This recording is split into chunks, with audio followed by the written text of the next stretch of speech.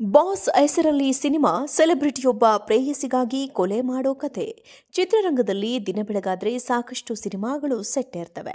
ಕೆಲವು ಪೂರ್ಣಗೊಂಡು ರಿಲೀಸ್ ಕೂಡ ಆಗ್ತವೆ. ಆ ಪೈಕಿ ಕೆಲವು ಸಿನಿಮಾಗಳು ಟೈಟಲ್ ಮೂಲಕ ಸದ್ದು ಮಾಡಿದ್ರೆ ಇನ್ನು ಕೆಲವು ಕಥೆಯ ಕಾರಣಕ್ಕೆ ಸದ್ದು ಮಾಡ್ತವೆ.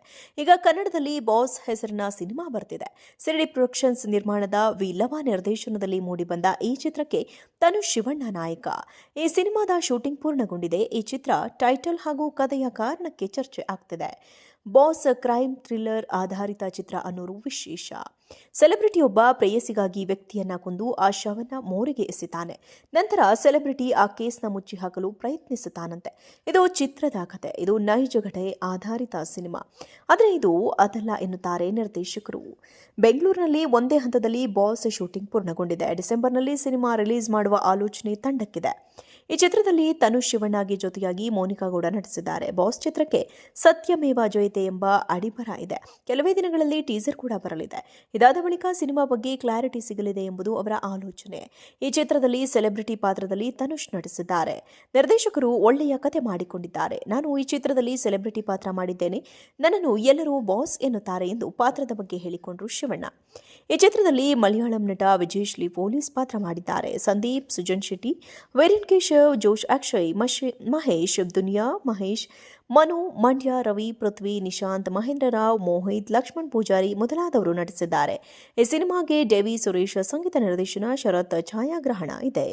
ಬಾಸ್ ಹೆಸರಲ್ಲಿ ಸಿನಿಮಾ ಸೆಲೆಬ್ರಿಟಿಯೊಬ್ಬ ಪ್ರೇಯಸಿಗಾಗಿ ಕೊಲೆ ಮಾಡೋ ಕತೆ. ಚಿತ್ರರಂಗದಲ್ಲಿ ದಿನ ಬೆಳಗಾದ್ರೆ ಸಾಕಷ್ಟು ಸಿನಿಮಾಗಳು ಸೆಟ್ಟೇರ್ತವೆ.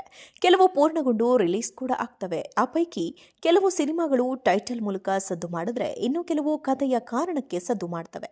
ಈಗ ಕನ್ನಡದಲ್ಲಿ ಬಾಸ್ ಹೆಸರಿನ ಸಿನಿಮಾ ಬರ್ತಿದೆ. ಸಿರಿಡಿ ಪ್ರೊಡಕ್ಷನ್ಸ್ ನಿರ್ಮಾಣದ ವಿ ಲವ ನಿರ್ದೇಶನದಲ್ಲಿ ಮೂಡಿಬಂದ ಈ ಚಿತ್ರಕ್ಕೆ ತನುಷ್ ಶಿವಣ್ಣ ನಾಯಕ. ಈ ಸಿನಿಮಾದ ಶೂಟಿಂಗ್ ಪೂರ್ಣಗೊಂಡಿದೆ. ಈ ಚಿತ್ರ ಟೈಟಲ್ ಹಾಗೂ ಕಥೆಯ ಕಾರಣಕ್ಕೆ ಚರ್ಚೆ ಆಗ್ತಿದೆ. ಬಾಸ್ ಕ್ರೈಮ್ ಥ್ರಿಲ್ಲರ್ ಆಧಾರಿತ ಚಿತ್ರ ಅನ್ನೋರು ವಿಶೇಷ.